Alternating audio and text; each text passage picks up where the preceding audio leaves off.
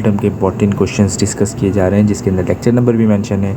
ये आपके exam preparation के अंदर आपको हेल्प करेंगे। आइए स्टार्ट करते हैं आज की वीडियो को। लेक्चर 40 से लिया गया है define production firm and rental firm, यानी कि मतलब आपको प्रोडक्शन फर्म और रेंटल फर्म को डिफ़ाइन करना है इस क्वेश्चन के अंदर। अब 34 से लिया गया है फिलिप्स कर्व को आपको एक्सप्लेन करना है कि भाई फिलिप्स कर्व कैसे बनता है और क्या उसका रिलेशनशिप है अनएम्प्लॉयमेंट के साथ।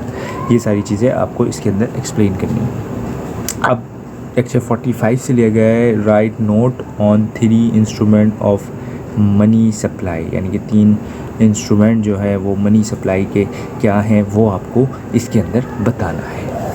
इसी तरीके से एलएम कर्व के बारे में, आईएस एलएम एक साथ आता है, लेकिन चलें इसके अंदर इन्होंने आईएस को हटा दिया और एलएम को कर लिया, तो एलएम कर्व को आपको बताना है इसमें। और keep in view the consumption theory define the indifference curve and it's slope, यानी कि कंजम्पशन थ्योरी को जहन में रखें और इंडिफरेंस कर्व का जो स्लोप बनेगा वो उसकी यानी कि मतलब वो उसका स्लोप किस तरीके से बनेगा, तो वो आपको एक्सप्लेन करना है। लेक्चर 38 से लिया गया है क्वेश्चन।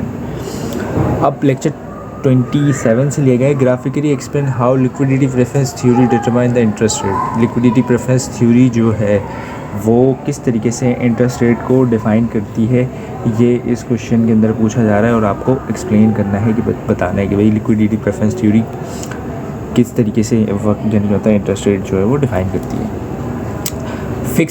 लेक्चर 30 से लिया गया है फिक्स एक्सचेंज रेट, यानी कि मतलब जब आप गवर्नमेंट जो है वो एक फ़िक्स एक्सचेंज रेट चाहे कुछ भी हो जाए, चाहे उनकी इंपोर्ट बढ़ जाए या एक्सपोर्ट बढ़ जाए, उनका एक्सचेंज रेट जो है वो फिक्स ही रहेगा। वो अक्सर आपने चाइनीज़ करेंसी को अगर थोड़ा बहुत ऑब्जर्व किया होगा तो वो फिक्स एक्सचेंज रेट पे खेलती है। पाकिस्तान जो है वो फ्लोटिंग एक्सचेंज रेट पे आजकल चल रहा है।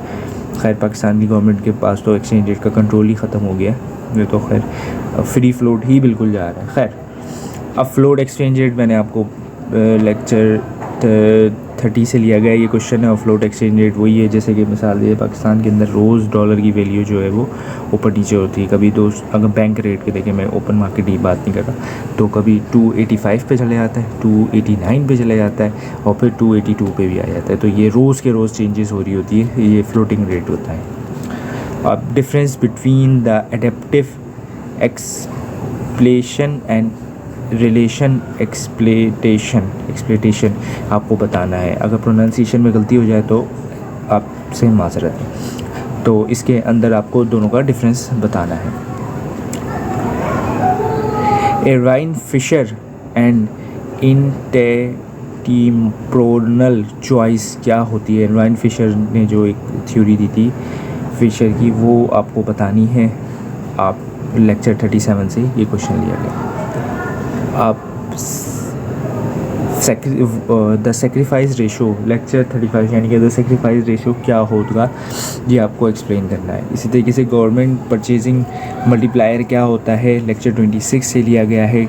आपको बताना पड़ेगा कि गवर्नमेंट परचेजेस मल्टीप्लायर क्या होता है।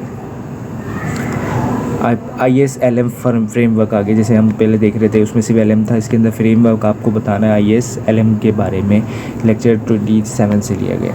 इसी तरीके से transitional theory of demand for money, वो यानी केन्जियन वाली बात हो रही है यहाँ पे कि पीपल क्यों करते हैं डिमांड, लेक्चर 34 से लिया गया है। इसके अंदर आपको ट्रांजिशनल थ्योरी ऑफ डिमांड को मनी डिमांड को एक्सप्लेन करना है। अब calculate the tax multiplier if MPC यानी मार्जिन प्रोपेंसिटी टू कंज्यूम जो है वो 0.7 है, तो टैक्स मल्टीप्लायर आप किस तरीके से निकालेंगे, ये फार्मूला पुट करेंगे तो आ जाएगा। लेक्चर 26 है।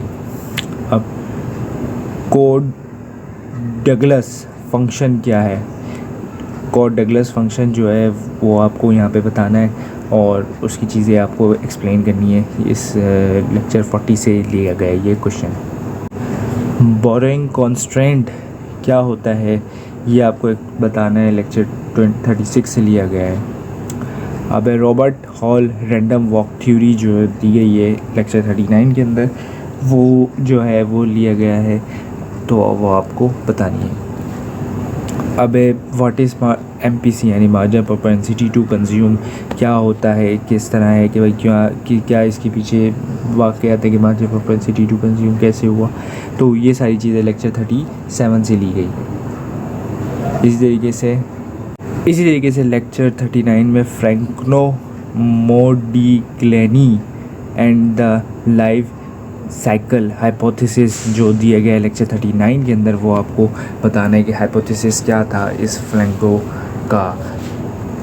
मैं उम्मीद करता हूँ ये आपकी वीडियो एग्ज़ाम की प्रिपरेशन में हेल्प करेगी और आपके अच्छे नंबर लाने के अंदर, और आपको एग्ज़ाम के लिए best of luck. Thank you for watching this video.